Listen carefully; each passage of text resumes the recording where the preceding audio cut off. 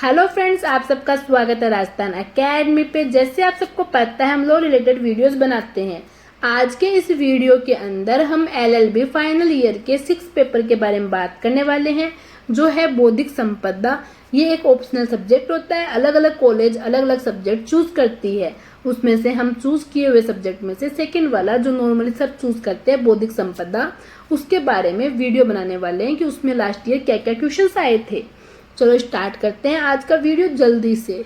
Section A है, उसके अंदर आपको 10 क्वेश्चन मिलेंगे, उनमें से आपको 7 क्वेश्चन अटेम्प्ट करने हैं। फर्स्ट क्वेश्चन है पैटर्न अधिकारी को परिभाषित कीजिए। दूसरा क्वेश्चन दिया है कॉपीराइट कार्यालय के मुख्य प्रावधान बताइए। जो कॉपीराइट कार्यालय है उसमें क्या क्या प्रावधान है उनको एक्सप्लेन करना है। तीसरा क्वेश्चन है पैटर्न को परिभाषित कीजिए, जिसको हिंदी में एकस्व कहते हैं। और आपका चौथा क्वेश्चन है वो है सेवा को परिभाषित कीजिए। और पांचवा क्वेश्चन है छेड़छाड़ को परिभाषित कीजिए।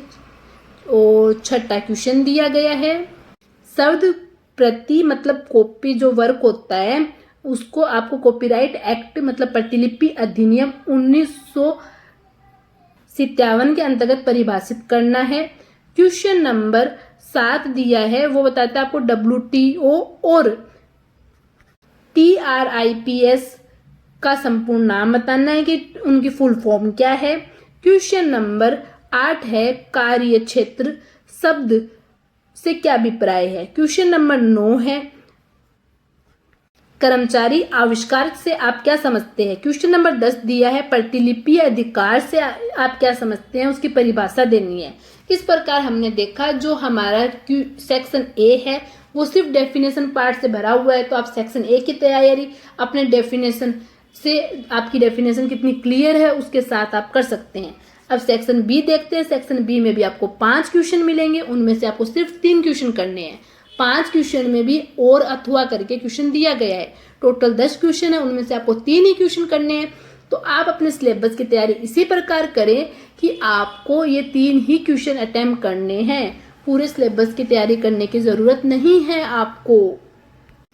क्वेश्चन नंबर 2 बौद्धिक संपदा अधिकारों में वृद्धि के कारण की विवेचना कीजिए कि बौद्धिक संपदा अधिकार है उनमें वृद्धि क्यों हो गई है, उनके कारण बताने हैं आपको कि आज के युग में जो चेंजेस हुए हैं उसके कारण बौद्धिक संपदा अधिकार में वृद्धि हुई है, उनको एक्सप्लेन करना है। इसके अथवा में बौद्धिक संपदा अधिकार संबंधी अंतर्राष्ट्रीय प्रयासों को परिभाषित कीजिए। बौद्धिक संपदा को मोटिवेशन देने के लिए, मोटिव करने के लिए अंतर्राष्ट्रीय तौर पर क्या कार्य किए जा रहे हैं उनके बारे में आपको बताना है।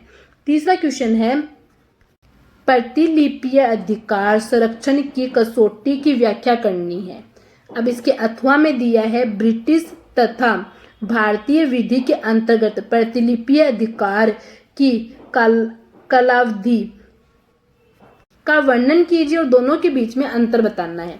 क्वेश्चन नंबर 4 है पेटेंटों के अंतर्राष्ट्रीय संरक्षण का विस्तार पूर्वक वर्णन।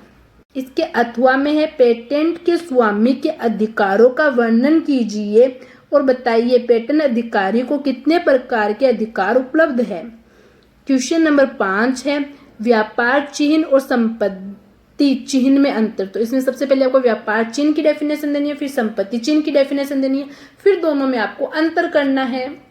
इसके अथवा में है व्यापार चिन्ह के पंजीकृत स्वामी के अधिकारों की विवेचना कीजिए। मतलब जो व्यापार के चिन्ह को जिसने पंजीकृत करा लिया उस स्वामी को क्या क्या अधिकार उपलब्ध है इस बौद्धिक संपदा अधिनियम के तहत। क्वेश्चन नंबर जो हमारा 6 है इसमें जैविक प्रौद्योगिकी आविष्कारों के कानून संरक्षण की विस्तार की आपको वर्णन करना है, उनके बारे में बताना है कि प्रौद्योगिकी में आविष्कारों के संबंध में जो कानून द्वारा संरक्षण प्राप्त है उनके बारे में आपको एक्सप्लेन करना है।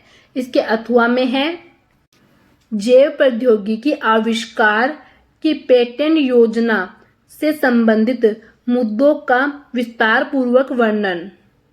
सेक्शन सी दिया गया है, उसमें क्वेश्चन नंबर 7 है बौद्धिक संपदा अधिकार से आप क्या समझते हैं, समझाइए कि अपनी बौद्धिक संपदा की रक्षा कैसे की जाती है।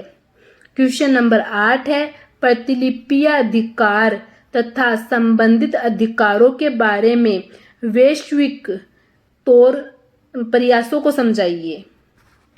क्वेश्चन नंबर 9 दिया गया है, वो है भारत में व्यापार चिन्ह विधि के विकास पर लेख लिखिए। क्वेश्चन नंबर 10 है, पेटेंट प्राप्त करने की प्रक्रिया पर चर्चा कीजिए।